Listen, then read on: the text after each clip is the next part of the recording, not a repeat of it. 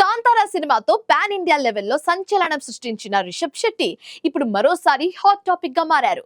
తెలుగు సినిమాలో భారీ projects line లో ఉండగా ఒక కీలక సినిమా విషయంలో మాత్రం డీలే టాక్ గట్టిగా వినిపిస్తుంది. ఫ్యాన్స్ ఎంత ఆసక్తిగా ఎదురు చూస్తున్నా ఆ ప్రాజెక్ట్ ఎందుకు వెనక్కి వెళ్తుంది? రిషబ్ శెట్టి తన డేట్స్ ను మరో గ్రాండ్ సినిమాకు షిఫ్ట్ చేస్తున్నాడా? ఇదంతా ఎవరి కారణంగా జరుగుతుంది అనేది ప్రశ్నలు ఇప్పుడు ఇండస్ట్రీలో చర్చగా మారాయి. రిషబ్ నెక్స్ట్ మూవ్స్ ఏంటి?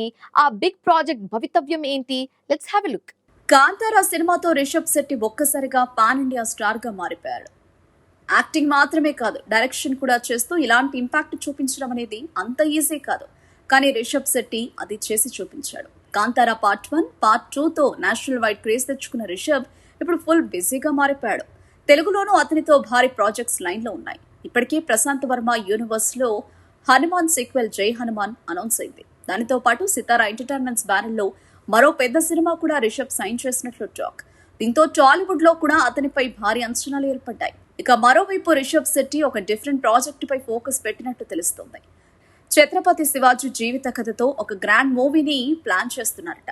ఈ సినిమాలో బాలీవుడ్ నటుడు వివేక్ ఓబెరాయ్ కూడా కీలక పాత్రలో కనిపించబోతున్నారని టాక్.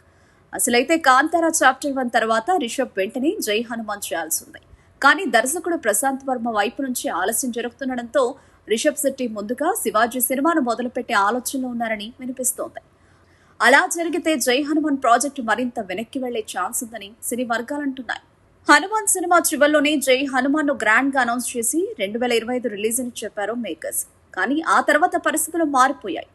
హనుమాన్ నిర్మాతలతో ప్రశాంత్ వర్మకు ఆర్థిక లావాదేవీల విషయంలో ఇష్యూస్ రావడం, సీక్వెల్ ప్రాజెక్టు హ్యాండ్స్ మారడం లాంటి కారణాలతో జై హనుమాన్ డిలే అవుతుంది. జనవరి కల్లా సినిమా సెట్స్ మీదకు వెళుతుందని చెప్పినా ఇప్పటి వరకు ఒక్క అప్డేట్ కూడా రాలేదు. ఒకవేళ ఇంకా లేట్ అయితే రిషబ్ తన డేట్స్ అన్ని శివాజీ సినిమాకి ఇచ్చే ఛాన్స్ ఉంది. అలా అయితే జై హనుమాన్ మరింత వెనక్కి వెళ్లడం ఖాయం. రిషబ్ శెట్టి మాత్రం తెలుగులో 2 భారీ సినిమాలతో పాటు ఇంకొన్ని ప్రాజెక్ట్స్ ప్లాన్ చేస్తూ నేషనల్ లెవెల్లో తన స్టామినా చూపించేందుకు రెడీ అవుతున్నాడు. కానీ ప్రశాంత్ వర్మ తన సినిమాల విషయంలో త్వరగా క్లారిటీ తీసుకోకపోతే అది అతని కెరియర్ కి రిస్క్ అయ్యే అవకాశం ఉందని టాలీవుడ్ లో చర్చ నడుస్తోంది.